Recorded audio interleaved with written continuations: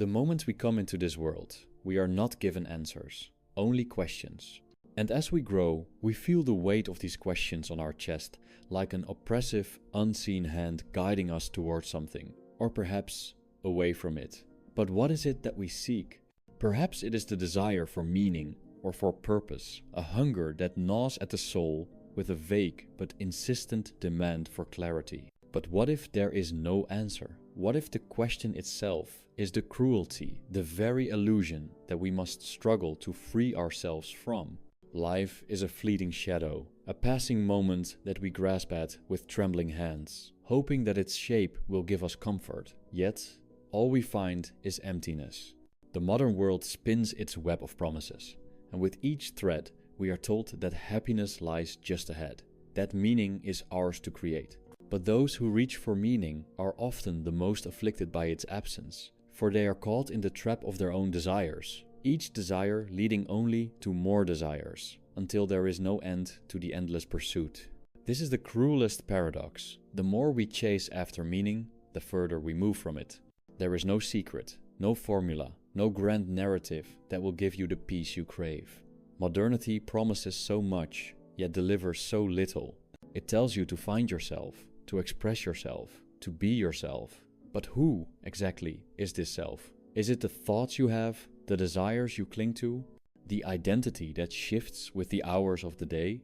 The truth, as it stands, is far more quiet, far more unsettling. The self is nothing more than a mask, a fleeting creation of the mind that comes and goes like a storm on the horizon. And in this, there is no permanence, no lasting peace.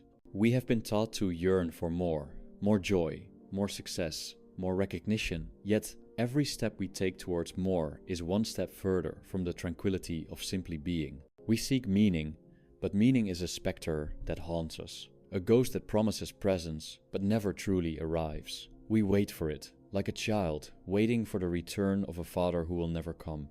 And in this waiting, we create lives full of empty noise, of distraction, of endless consumption, all in an effort to escape the suffocating silence of the truth. What is the truth, then? The truth is simple, and therefore unbearable.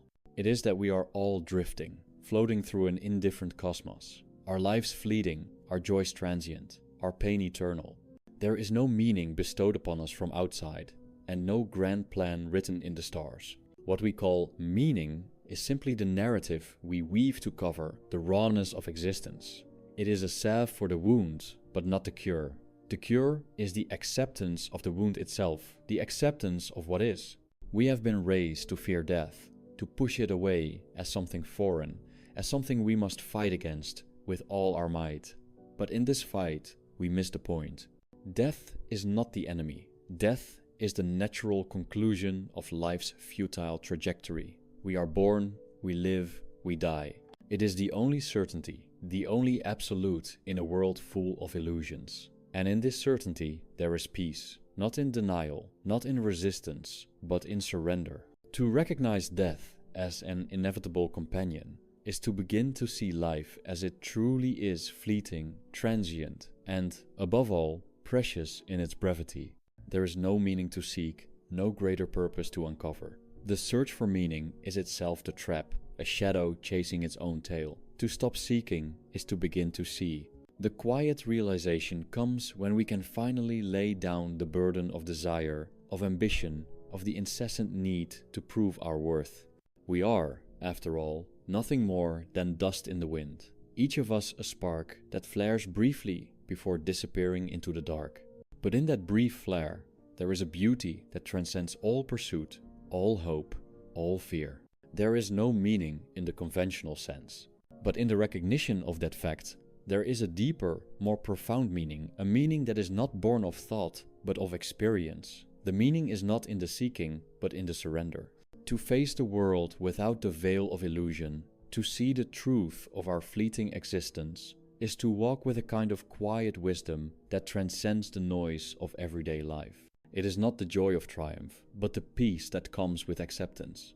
And in that peace, there is a freedom that only the one who has let go of all illusions can know. So, We stand at the edge of the abyss, gazing into the void that so many fear, so many flee from. But the abyss is not our enemy. It is the truth that awaits us when we are no longer bound by the chains of hope, of expectation, of the ego's endless grasping.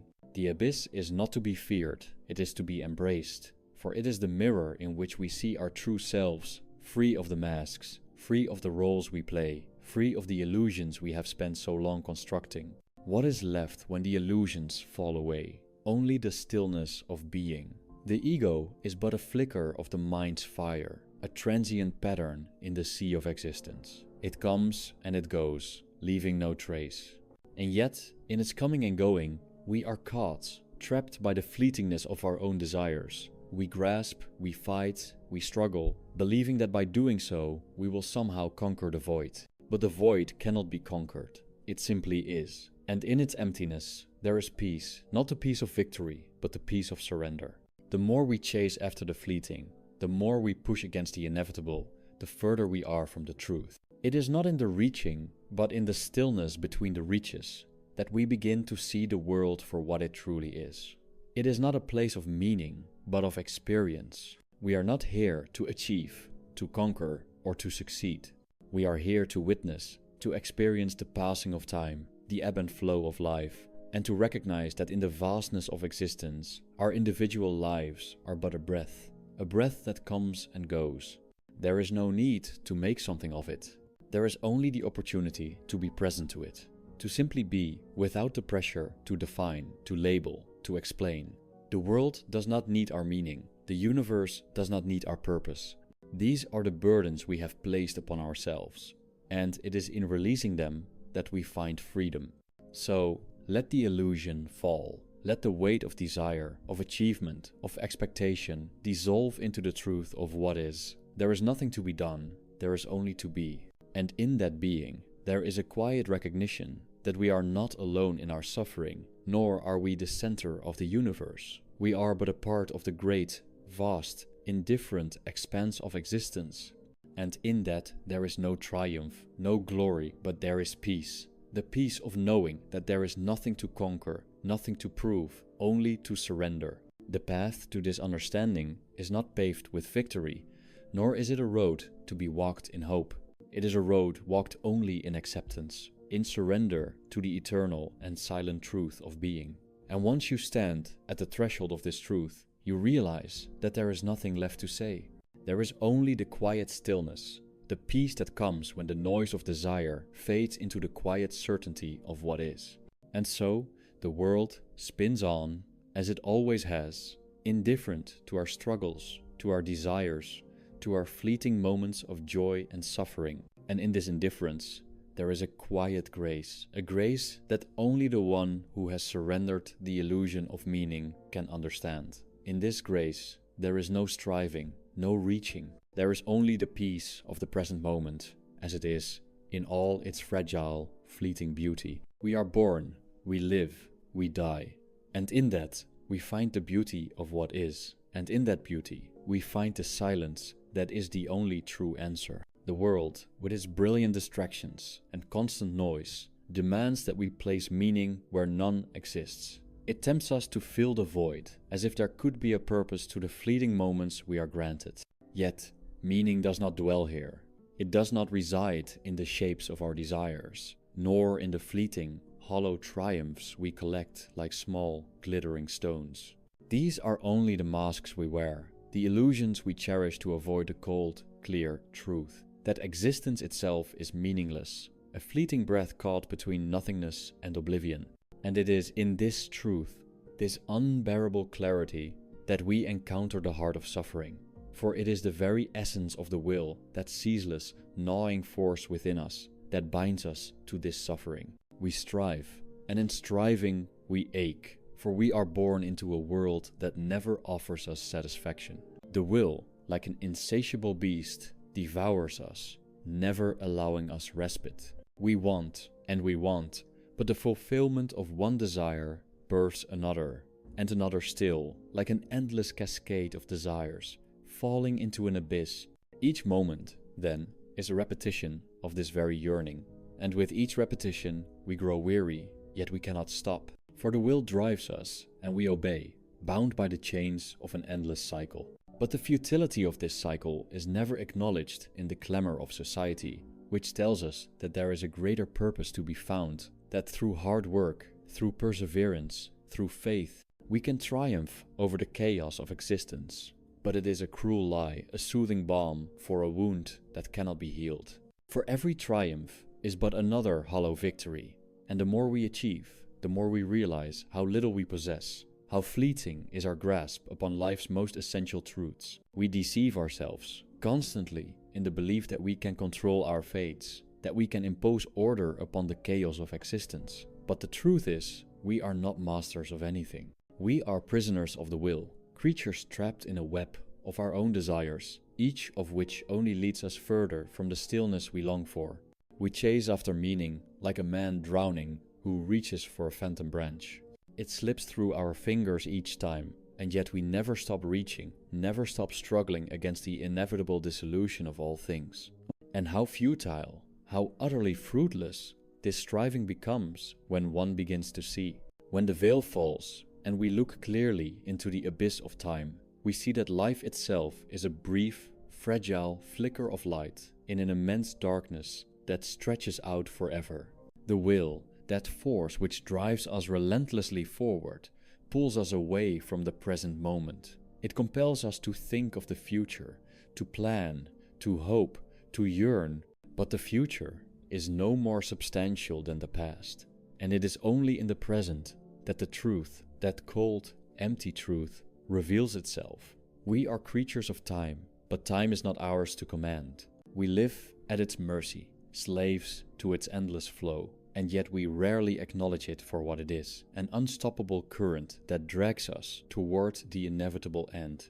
It is in this awareness, this recognition of our utter impotence before time and the forces of existence, that the true nature of suffering becomes apparent. We suffer not because of what happens to us, but because of the constant desire for things to be different from what they are. This is the source of all pain, the will, ceaseless and unyielding, pulling us away from what is and pushing us toward what can never be. The suffering is not external. It is not the result of the world's cruelties or injustices. It is the very essence of our nature, the constant, gnawing hunger for something more, something other than what is. And it is this hunger that consumes us, that leads us deeper into the labyrinth of desire, ever further from peace, ever further from the stillness that might heal us. There is a strange comfort, though, in recognizing this. For when we see the truth of the world, when we understand the nature of suffering as an inseparable part of our existence, we no longer need to fight against it. We no longer need to search for meaning or purpose, for we understand that they are mere fabrications, transient and illusory. What remains, then, is the clarity of acceptance, not an acceptance of things as they ought to be, but as they are. And in this acceptance, there is a strange, almost tragic release. We are not free from suffering, but we are freed from the illusion that it could ever be otherwise. To let go of meaning is not to descend into nihilism, but to embrace the freedom that comes with recognizing the world as it truly is. The very search for meaning is the trap that keeps us bound. It is in the recognition of the futility of this search that we begin to understand what true freedom is. We are not free to escape suffering that is an illusion, but we are free from the need to fight it, free from the endless struggle to make things fit into the shapes of our desires. In truth, the only release from suffering lies not in escape, but in detachment. To detach is not to abandon the world, but to cease to see it as something that must serve us, something that must conform to our will. The world is not here to answer our questions, to fulfill our desires, or to validate our existence. It simply is. And when we cease to demand from it what it cannot give, when we stop looking for meaning where there is none, we see the world for what it is, indifferent, beautiful, and ultimately beyond our grasp. It is a cruel thing to understand this truth. But in that cruelty, there is beauty. There is the quiet beauty of surrender, the beauty of letting go of the need to control, to manipulate, to force the world into the shape we wish it to have. There is peace in realizing that we are not at the center of the universe. that the universe does not revolve around us. It is not about us, and that in itself is the most liberating of truths. And so we let go. We let go of the search for meaning, of the hope for something greater. We accept the fact that suffering is not an anomaly, but the very fabric of our being. It is not something to escape, but something to understand, to witness. It is not in the transcendence of suffering that we find peace, but in its embrace. For in that embrace, we are freed from the weight of illusion. We see the world without the filters of desire, and in that raw, unmediated vision, we find a strange and fragile peace. The mind may continue to seek, the body may continue to yearn, but the soul knows the truth, and it is in the soul's quiet knowing that the final surrender comes. The will ceases to demand, and for the first time, we are free not from suffering, but from the false hope of escape. We are free to simply be.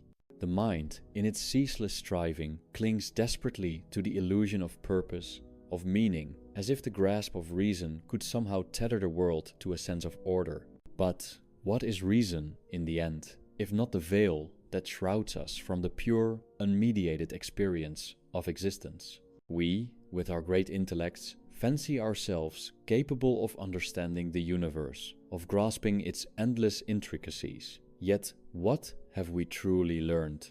That the more we know, the more we are burdened by knowledge. For knowledge does not free us from the labyrinth, it binds us deeper within it. It is the nature of the human mind to seek answers, and yet every answer only births more questions, the endless ripple of uncertainty that never ceases to expand. It is not the pursuit of knowledge that will save us. Knowledge is, at best, a mirror reflecting the unending dance of suffering and impermanence. We think we understand the world, but in truth, we understand only the world through the limited lens of our own suffering. We view life not as it is, but as we are. And in this, the mind distorts reality into shapes of its own making, feeding the illusion of control. But the world exists not for our understanding, not for our comprehension, and certainly not for our comfort. It exists simply indifferent to our desires, blind to our hopes. We have placed ourselves at the center of the cosmos. But it is an illusion, a trick of the mind. The universe does not revolve around us. It spins without purpose, a mechanism in which we are but the most fleeting of sparks. How strange it is, this hunger we have for answers. The mind desires to know, but knowing is never the answer. It is merely the beginning of deeper confusion. We cling to our understanding of the world, as though it were a raft that might save us from the ocean of existence. Yet this raft is no more than another illusion, one that ultimately dissolves beneath the weight of truth. The truth, called an indifferent, is that the world has no inherent meaning, no purpose beyond the pure fact of its being. The mind cannot make sense of the world because the world is not meant to be understood. It simply is, and this very simplicity, this brutal and unrelenting truth is what we cannot bear. So we fill the emptiness with noise. We fill it with distractions, with work, with passion, with fleeting pleasures, with the endless striving that propels us forward, hoping that something will fill the void. We build lives, careers, relationships, hoping that each new creation will bring us closer to peace. But peace is not a thing to be built, not something to be obtained by effort or accumulation. Peace is not the result of action, but of surrender. And it is this surrender that we resist at every turn. For in surrendering, we must let go of the illusions we have so carefully crafted. We must let go of the belief that we are masters of our fate, that we can conquer the world and bend it to our will. But the world is not ours to bend. It is simply what it is: vast, indifferent, and ultimately unknowable. And the great tragedy is that we spend our lives in an attempt to shape it, to make it conform to our desires. We build our identities, we fashion our stories, and in doing so, we imprison ourselves. We become so bound by the illusion of self that we forget the simplicity of existence, that we are not separate from the world, but part of it. We are not the center of the universe. We are merely one fleeting expression of the will that drives us all. And this is where suffering begins. For suffering arises not from the world itself, but from the conflict between the world and the will. The world does not wish to fulfill our desires. It does not care whether we live or die, whether we succeed or fail. It simply exists in its eternal, indifferent form. And in this indifference, we find our pain. We seek meaning where there is none, and in the search, we create our own suffering. It is a cruel paradox. The more we strive, the more we suffer. The more we try to force the world to conform to our desires, the more it resists. And yet, we never stop trying. It is the nature of the will to reach outward, to grasp, to hold, to possess. But what do we possess in the end? Nothing. Nothing at all. For all that we accumulate, all that we gain, is lost in the end. Our bodies, our possessions, our achievements, they dissolve into the ether, and with them we vanish. And yet, we continue to struggle, as though there is something to be gained, as though there is something to be won. But there is nothing to win, nothing to conquer. The victory we seek is a phantom, a dream we chase in the night. We believe, perhaps, that by attaining enough, by accumulating enough wealth, enough success, enough recognition, we will find peace. But this peace is elusive. It cannot be bought. It cannot be earned. It is not something we can obtain through action or desire. It is only in surrendering the desire for it that we find it. And so we struggle, endlessly, against the tide of existence. Each stroke of the oar, a futile attempt to row toward a shore that will never appear. The more we strive, the more we drown in the waters of our own desires. And yet we continue, as though this struggle itself is the essence of life. But it is not. Life is not struggle. Life is not achievement. Life is not success. Life is merely being without the weight of desire, being without the illusion of control. To accept life as it is, to see it without the veil of expectation, without the need for meaning or purpose, is to release the burden of the will. It is to recognize that we are not separate from the world, but part of it. And in this recognition, there is no striving, no reaching, no desire. There is only the stillness of being. And here, in this stillness, we encounter the greatest truth, that there is nothing more. There is no meaning to find, no purpose to fulfill. We are born, we live, and we die. This is the only certainty. The rest is illusion, the fabrications of a mind desperate to create order in a chaotic world. But the world cannot be ordered. It cannot be shaped to our will. It simply is. And in this simple truth, there is peace. The peace that comes not from the absence of suffering, but from the acceptance of it. We are not here to escape suffering. We are not here to find meaning. We are here to witness the world as it is, without the filters of desire, without the illusions we have created. To see the world as it is vast, indifferent, and ultimately meaningless is to find freedom. And in this freedom, there is no joy, no sorrow, no triumph, no failure. There is only the quiet peace of being, the peace that comes when we stop fighting, when we stop striving, when we stop wanting. And so, the will falls silent. The mind ceases to search. The body rests in the truth of its own impermanence. And in this silence, there is only being the quiet, timeless being that is beyond all striving, beyond all desire, beyond all meaning. In this being, there is no self to be found, for the self is only a shadow, a fleeting thought, a momentary flicker in the great expanse of existence. And yet, in this shadow, in this fleeting thought, we find the strange beauty of life. The beauty that comes when we stop reaching for it, when we stop trying to make it something it is not. In this beauty, there is peace. Not the peace of victory, not the peace of achievement, but the peace of surrender. The peace that comes when we accept that life is not ours to control, that we are not the masters of our fate. And in this peace, we are free not from suffering, but from the desire to escape it, free to simply be. And so we stand at the edge of this endless chasm, gazing into the void, not as conquerors, not as those who seek to conquer the world or their fate, but as humble witnesses, resigned to the truth. The truth that there is nothing to seek, nothing to strive for, no meaning to uncover. All that we have been taught, all that we have believed, falls away like dust in the wind. The veil is lifted, but there is no grand revelation, no divine moment of clarity. There is only the quiet, inevitable realization that what we sought was never there, that the meaning we longed for was only the reflection of our own desires, our own will. The world stretches out before us, vast and indifferent, and yet it is in this indifference that we find the strange, quiet beauty of existence. For in the absence of meaning, in the stillness of truth, we find a kind of peace that cannot be sought, cannot be grasped. It is the peace that comes not from understanding, but from surrender. To know that there is no point, no purpose, no grand design, this is the liberation of the soul. The soul, once shackled by the endless demands of the will, the endless pursuit of the impossible, is now free to simply be, to simply exist without the weight of expectation, without the burden of meaning. What is left, then, when all has been stripped away?